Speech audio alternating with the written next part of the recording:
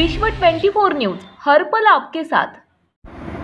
परवा 23 तारखेला जे आपल्या तुळजापूर तालुक्यात गंधोरा येथे सुनीता सोनटक्के नावाच्या एका महिलेला पवनचक्की कंपनीच्या काही खाजगी सुरक्षा किंवा महाराष्ट्र सिक्युरिटी फोर्स अशा काही कंपनीच्या वतीनं जी काही मारहाण झाली होती त्या मारहाणीच्या संदर्भामध्ये व्हिडिओ व्हायरल झाल्यानंतर आम्ही त्याच्यात आवाज उठवला आणि राष्ट्रवादी काँग्रेस पार्टीतर्फे त्याच्यात आवाज उठवून आम्ही पोलीस प्रशासनाची वेळोवेळी संपर्क साधून वेळोवेळी पोलिसांना हे करून त्यात गुन्हा दाखल करायला लावला। त्यानंतर पोलीस प्रशासनाने नमती भूमिका घेत आज दुपारी मला वाटतं 4 वाजता त्या प्रकरणामध्ये गुन्हा दाखल केलेला आहे आणि अशी माहिती आता समोर आली की बाबा त्याच्यामध्ये विनयभंगाचा असा काहीतरी गुन्हा त्यांनी दाखल केलेला आहे।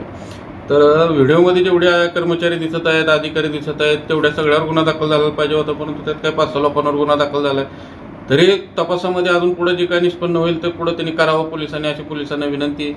आणि जी काही सुनीता सोनटक्के नावाची भगिनी आहे आमच्या तुळजापूर तालुक्यामध्ये गंधोरा गावाची, त्या भगिनीच्या पाठीची राष्ट्रवादी काँग्रेस पार्टी आणि मी स्वतः तिच्या पाठीचे आहे। जोपर्यंत त्यांना न्याय मिळत नाही तोपर्यंत आम्ही त्यांच्या पाठीचे आहोत। आणि या पवनचक्कीवाल्या कंपनींना आम्ही सांगतो की तुम्ही गुंडगिरी दहशत बंद करून टाका।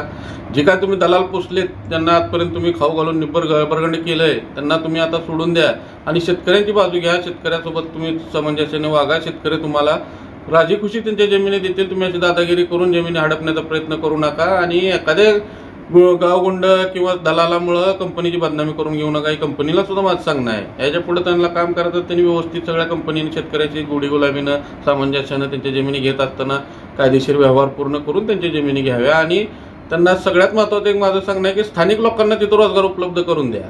ज्या गावातले ज्या लोकांची जमीन गेली त्या घरच्यांना कुणाला नोकरी पाहिजे असेल, वॉचमॅन असेल, तिथं महिलांना काय संधी असेल तर त्यांना तिथं तुम्ही रोजगार उपलब्ध करून द्या, जेणेकरून आमचा भाग सुजलाम सुफलाम होईल, आमच्या भागातली बेरोजगारी कमी होईल, आत्महत्या कमी होतील। एवढ्याच कंपनीला पण सांगणं आहे कंपनीनं मजुरी बंद करावी, आता तरी त्यांची मजुरी थांबवला असं मला वाटतंय। आणि या प्रकरणामध्ये पोलीस प्रशासनानं पण सहकार्य केलं आणि आमच्या पक्षानं आम्ही त्यांचा आवाज उठवला, त्यामुळे हा गुन्हा दाखल झालेला आहे। यापुढे त्या महिलेसोबत त्या भगिनीसोबत आम्ही कायमस्वरूपी राहणार ही मी तिला ग्वाही देतो। राज्यातील महत्त्वाच्या आणि आपल्या भागातील ताज्या बातम्या पाहण्यासाठी आजच आमच्या विश्व 24 न्यूज चॅनलला YouTube वर सबस्क्राईब करा आणि बेल आयकॉन प्रेस करा।